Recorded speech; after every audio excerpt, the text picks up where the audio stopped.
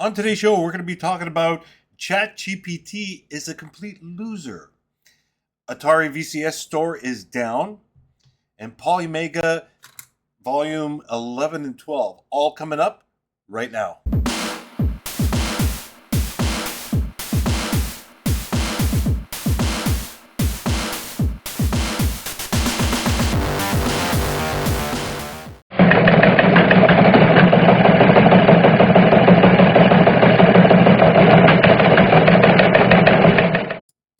Good morning, everybody, and welcome to Dadisajoke Retro Rockin' Gamer episode 84. I was going to say 1984, but it's 84. I need coffee. That was a good one. Okay, happy Father's Day to all the retro dads out there. We're dads, right? We're always left behind, but thank God there's at least one day everybody appreciates us. Barely. Anyway, there's quite a bit of cool information that came out this past week. First of all, now check if you want to feel before I get into the news, before I have to say thank you everybody who has pushed me over 1,000 subscribers. I truly appreciate that. That's another milestone checked off. Now I just have to hit either 3,000 or 4,000 watch hours, and then I can become a partner with YouTube finally. But we'll see what happens. Not holding my breath because not holding my breath. Okay, let's get back to the news. So it's been 45 years old. Now I'm going to make you feel old. Missile Command this past week just had its birthday. 45 years old. Sonny, remember the days we used to play Atari? Play Missile Command? Yeah, that's how it is.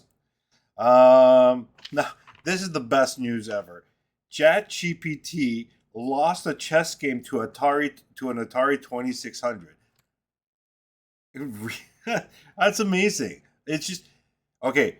Besides all it beating the AI or whatever, here's the point. The point is, just look at the masterful programming that went back into the day for the Atari. Okay, for the especially for the 2600 or the original VCS. It's funny how a learning program, I guess, like ChatGPT that learns from everything and then does everything else. Well, I don't even know what it does. Anyway, the point is that it completely lost and it got destroyed on the beginner level. Okay? On the beginner level, it lost against the Atari 2600. So again, like I said, it's just the brain power that went into those games for Atari at the beginning was just phenomenal. And a modern system like AI got its ass kicked. It's amazing how the longevity and the thinking and everything that went into it still to this day resonates. Right? That's the coolest thing about it. It totally resonates to this day. And you know what? Back then, when you were a programmer, you were a programmer, right? You had to know your shit inside and out. And then also put creativity in there and all the other things to make a good game, right? But to be able to beat an AI with an Atari 2600 is just mind-blowing, honestly. Like, when I read that, I'm like, what? Really? Anyways, I thought that was really cool. The Atari VCS store has been down for over a week. Why is it taking over a week to fix it, guys? Atari has to get into... They got to get their asses into here. They've always had problems with that store. It settled out for a while, and then now again, it's in the dumpster. I really don't understand. Like, do they want this to do they want this to succeed or do they want it to fail? They have us Atari VCS fans in limbo, right? It's like, are you going to fix it right away? Like usually, Xbox or PlayStation or whatever, something like that happens within 24 hours. It's fixed. A week? Come on, Atari, you got to do better. Either kill off the VCS and say thank you very much for spending your money, spend your money on other stuff, or fix it. Plain and simple, just fix it. It's easy. Well, it depends how hard the issue is, but still, fix it. Also, the Atari Food Fight servers are down also, so you can't play multiplayer version of Food Fight, and that is a particular problem to the Atari VCS. Is there's something with the server that's connected through Atari, so the developer has gotten in contact with Atari, and they're trying to sort that out.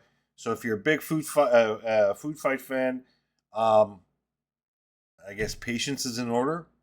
It's Father's Day. We should be getting this like this. Anyway, that's another thing Atari needs to tackle. Actually, you know what? I think Atari needs to start hiring some people. Their numbers are good. Everything's working for them. Start hiring some people, and let's start getting things done. Plain and simple, right? It's easy. Just hire people, get it done. The Polymega base units are back in stock as of last week, and they will be shipping out in a couple of business days. So if you want to get your hands on a base unit, they are available. So that's cool. And then also, Polymega has has a new collection called 11 and 12, which features. Now get this. This is actually really cool. It has the retail kiosks for the Atari 2600, the 7800, and the Jaguar. Isn't that cool? Why is the 5200 being left out? That's what I want to know. Why is it being left out? Come on, guys. It's a 5200. It's part of the family. Yes, it wasn't that popular. Yes, it wasn't whatever. But come on, give it some love. That's the one thing I'm kind of disappointed in the retro gaming thingy out there, is that the Atari 5200 doesn't get any love at all. And it's frustrating. For me, it is. I don't know about any other Atari 5200 lovers out there, but it's a little disappointing. That's all I'm trying to say. So also, it's interesting how Polymega is going this extra little bit and doing stuff like that. This is cool. This is something that Atari should have done, right? But at least Polymega has picked up the ball, and they're doing that. And also, they're partly owned by Atari, so it kind of helps out. But it's good to see that. But do you guys remember those kiosks? Those were the coolest things ever. I mean, just walking up there as a kid, right, going, whoa, because they always were higher. Actually, I was a pretty tall kid, but you know what I'm saying. You look up at it, it's like, wow, that's cool.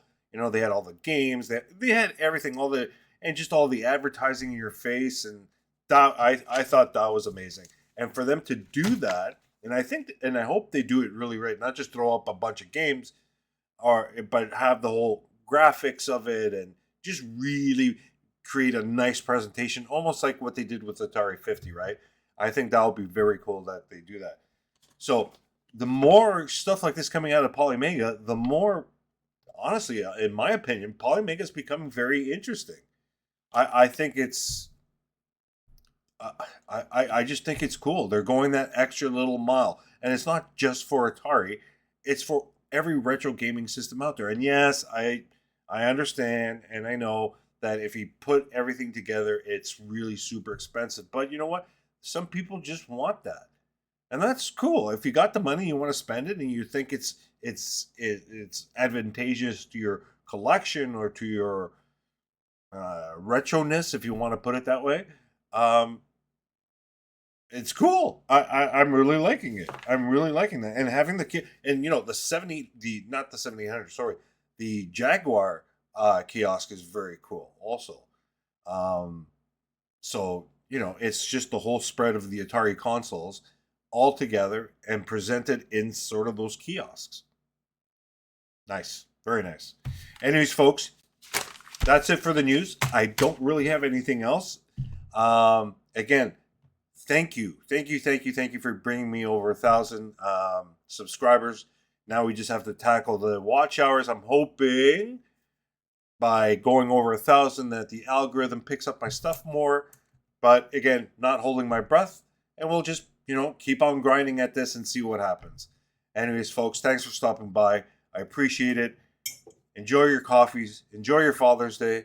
And we'll talk to you next time. Take care, everyone. Bye now.